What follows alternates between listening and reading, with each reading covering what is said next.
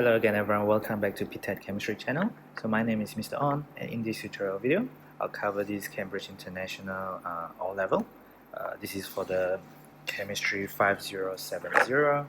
So this is the component code.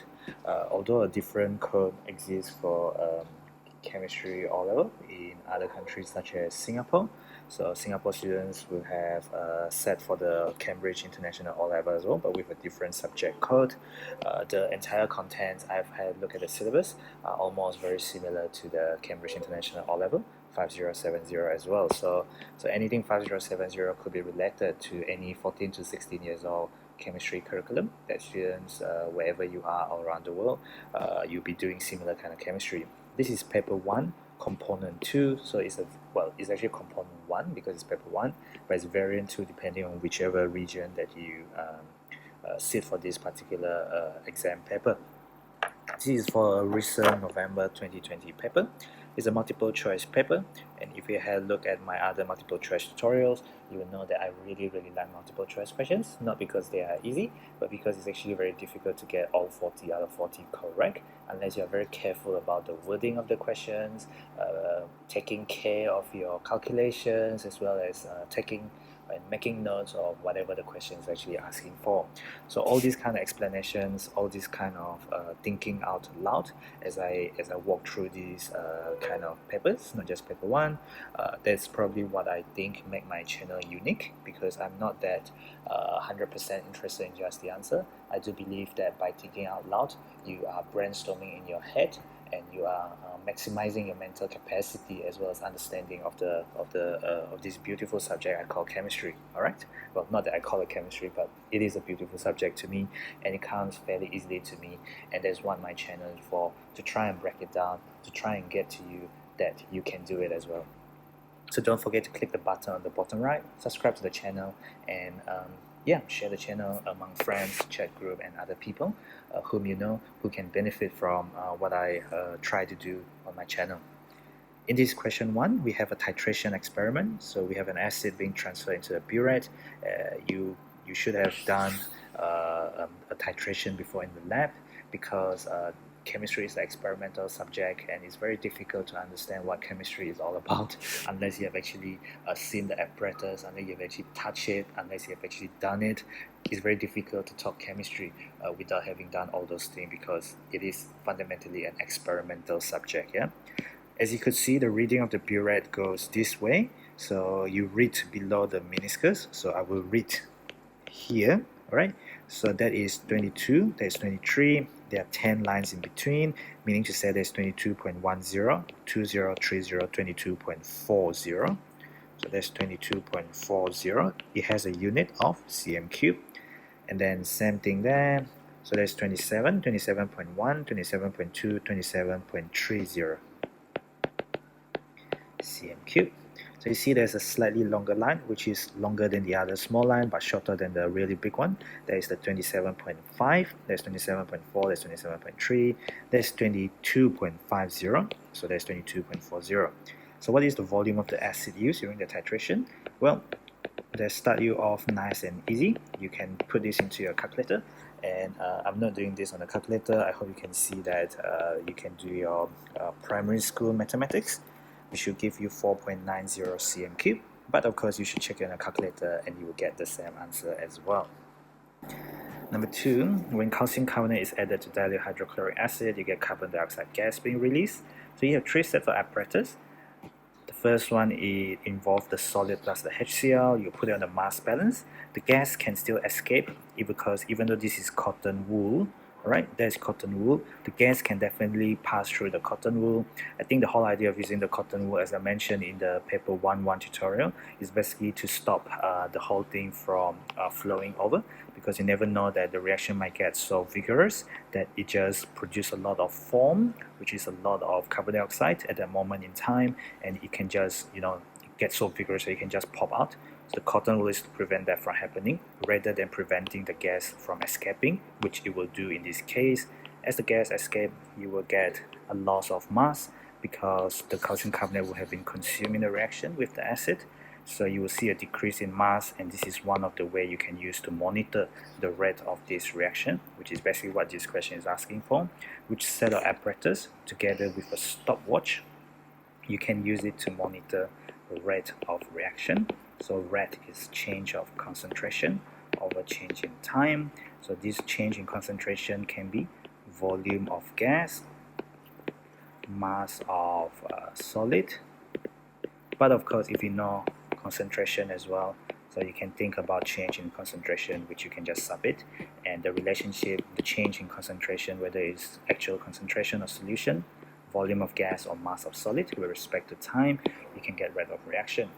You can get the time by using the stopwatch, but we are more concerned about the change in concentration here, where we are not working with, well, we are working with aqueous solutions, but we are not monitoring the change in concentration here, but we are looking at the change in mass, and mass balance measures change in mass. All right.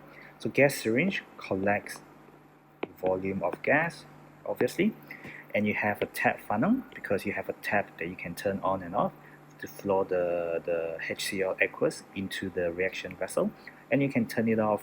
That means the gas cannot escape outward as you turn the tap off, because you want to collect the gas in the gas syringe. So 1 and 2 are perfectly legit method to monitor the real reaction, but not 3 because this is open, no tap. So compare the T-cell funnel to the tap funnel. You don't have a tap to prevent any gas here from escaping upward. That means the gas collected via this method called downward delivery will not be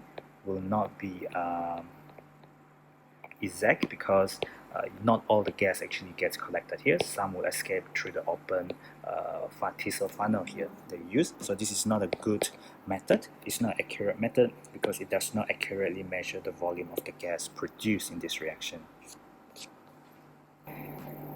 Question 3, so you have chromatography. So you can use chromatography to separate and identify dyes present in the mixture. So you're asking for which statement is correct. So a dye with RF value of 1.2, so that is entirely wrong. So RF value is between 0 and 1. So that is, we define RF as the distance moved by the solute. Distance by the solute, so your dye essentially, divided by the distance moved by the solvent. We call it the solvent front, and we will take out the chromatography paper, we call it chromatogram. We'll take it out before the solvent actually reaches the very top of the chromatogram, because, well, if it reaches the very top, how can you know where it exactly stopped, right? So we can never get RF value of more than 1, sorry. A dye could have a different RF value if you use a different solvent. That is true because different solubility.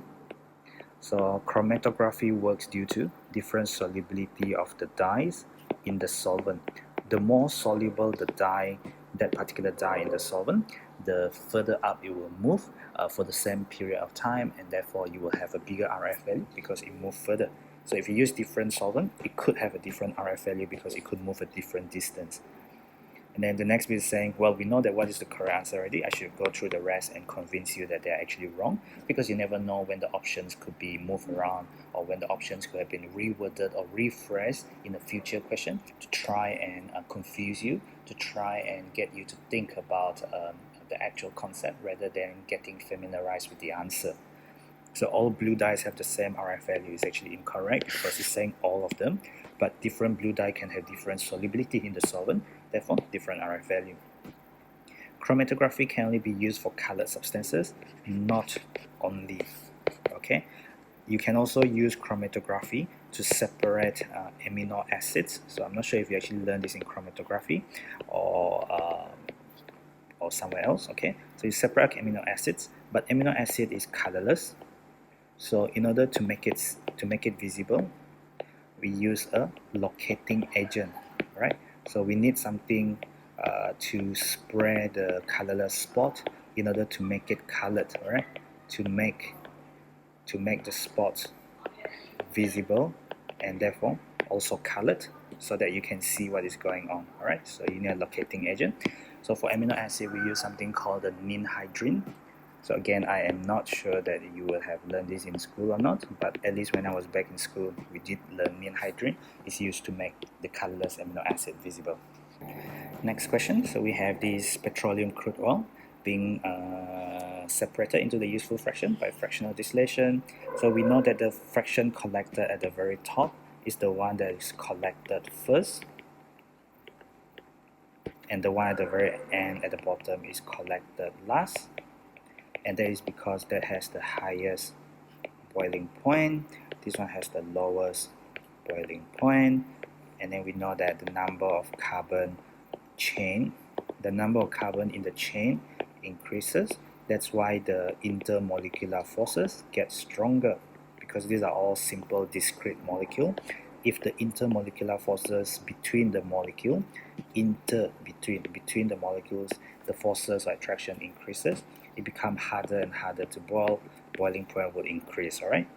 So the temperature increases up the column. That is not entirely true, because you need a higher and higher temperature to assess the fraction that has the higher and higher boiling point going down. Okay, so the temperature actually not increases up the column. It should have been down the column, because of boiling point increases down the column. So X condenses at a lower temperature than Y. So we talk about condensation point being the same as boiling point, because this is a pure substance. Condensation point is the temperature at which the gas will turn into a liquid, whereas we talk about boiling point because we need to boil before we can condense them later on. So that is liquid to gas. If we say that X is collected first, X has the lower boiling point than Y. Therefore, X will condense at a lower temperature than Y. That must be correct, okay? But let me go through the other options and convince you why they are wrong. Well, we just said that X has the lower boiling point. That's why it's collected first. So higher is actually wrong. X has a lower boiling point than Y. That is a result of X having shorter chain molecule, therefore weaker intermolecular forces between the molecules of X, and therefore it has lower boiling point.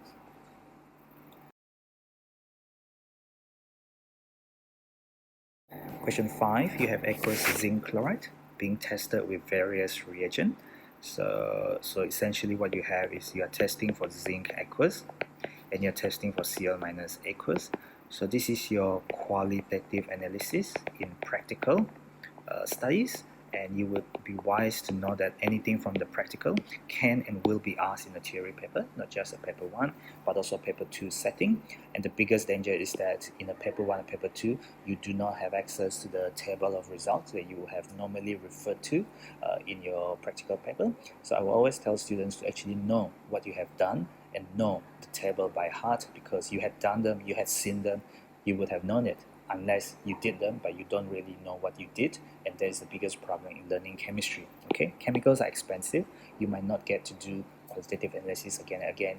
You should take every opportunity to actually remember your experience and take note of it in the future. Recall that experience again and again to help with your memory, what you actually saw, what you actually did, and what you observe, experience, that kind of thing. Yeah. So aqueous ammonia give a white precipitate.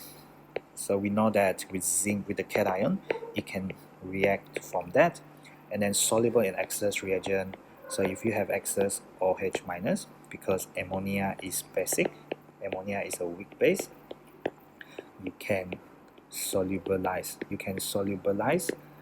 The PPT because of the presence. Well, essentially you don't do it in O level, but just like aluminium, in the presence of excess hydroxide, it can form a soluble cation. All right, it can form a soluble anion actually.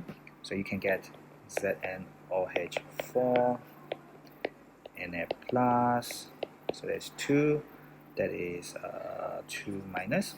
All right. So it's different from aluminium. Aluminium is going to be the Na plus, AlOH4 minus. So both of these are soluble in solution, so it will be colorless. All right, so they are soluble, they are aqueous, they are colorless. So that's why your white precipitate zinc hydroxide is soluble in excess ammonia. This is why your aluminium hydroxide is soluble white PPT. Well, the white precipitate soluble in excess hydroxide or in excess ammonia. Sorry, in excess hydroxide. Yeah. Let me think. Is that correct? Not necessarily. This is in excess hydroxide.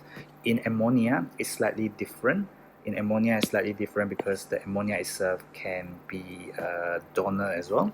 So what you could have is you could have this, which is equally soluble as well. All right.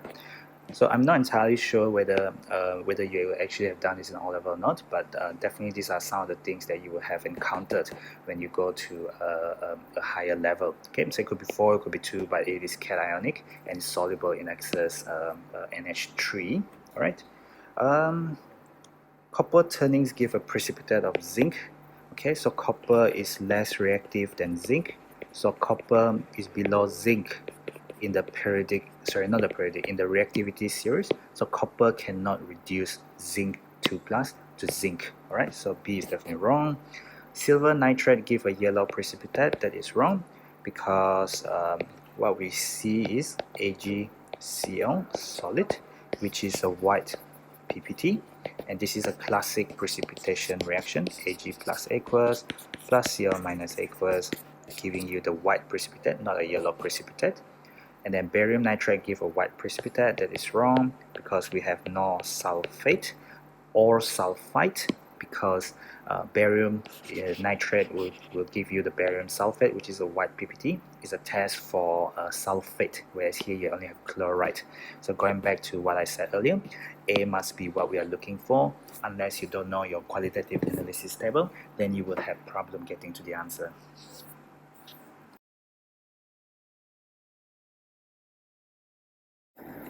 Number 6, when you have, well, this is more qualitative analysis question.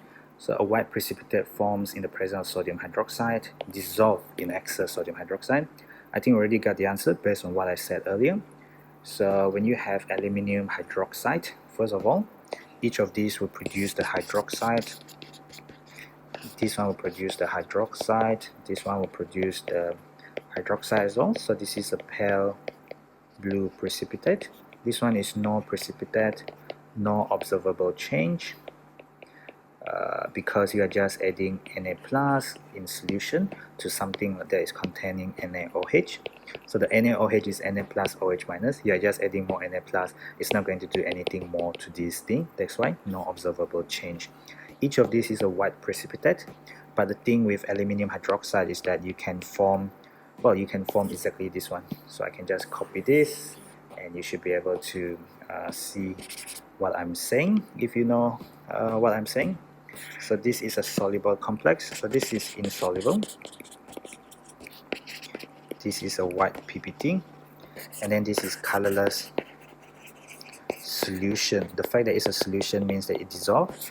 This is in excess OH minus.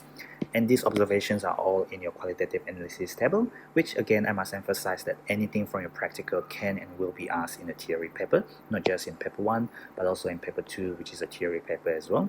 So we've gotten the answer there. So calcium hydroxide is a white precipitate, but it is insoluble in excess sodium hydroxide. Yeah? The same thing with this copper 2 hydroxide, it's insoluble in excess sodium hydroxide. Number 7, we have a sample of gas that occupies a volume of 2 dm cube at room temperature and pressure. We want to decrease the volume occupied by the gas, decrease the volume. Well, we have two relationships here. We have temperature and pressure. So if you know your syllabus, you will have heard of Boyle's law, whether in physics or in your chemistry. You know that PV equal to constant at constant temperature. So that is to say that as pressure increase, volume decrease. All right. Okay, as pressure increase, volume decrease, to keep the PV, P times V equal to constant. And then the other gas law is called Charles' law. Volume of a gas is proportional to the temperature of the gas in Kelvin. Okay, so this is at constant, at constant pressure.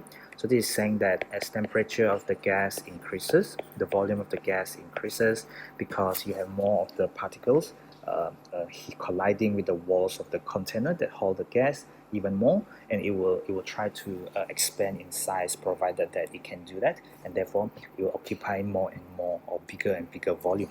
So we want the temperature to be higher. Oh, hang on. We want to decrease the volume. So to decrease, to have volume of gas decreasing, we need to think about the temperature of the gas decreasing as well, because we need to decrease the kinetic energy. So decrease the kinetic energy of the particles. So in chemistry we talk about kinetic particle theory. We need to think about what happened to the particle in terms of their kinetic energy.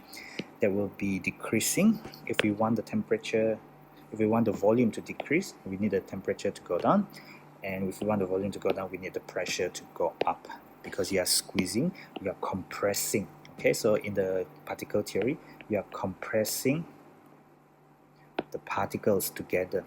You're making them closer together, so they occupy less and lesser volume. Alright, so the pressure would need to be increased for you to have smaller volume. Question 8, you have an ion. An ion is charged, an atom is uncharged. So you have 20 electrons and you have a charge of +3. So you have already lost 3 electrons. Therefore, for the atom, the number of electrons is not minus, it's actually 20 plus 3, because that is how many electrons you started with in the atom. The atom is uncharged, the ion is +3 charged, because the atom has lost 3 electrons. 23 lost 3 electrons, you will have 20 electrons. 23 minus 3 give you 20. So the atom, for the atom, number of protons equal to number of electrons, because atoms are uncharged. Atom is uncharged, or we call it electrically neutral. Therefore, you are looking for number of proton equal to 23. Look in your periodic table. So element number 23 is actually vanadium. So you have element number 19 is potassium, 20 is calcium, 21. So next after calcium is scandium, titanium is 22, and then 23 is vanadium.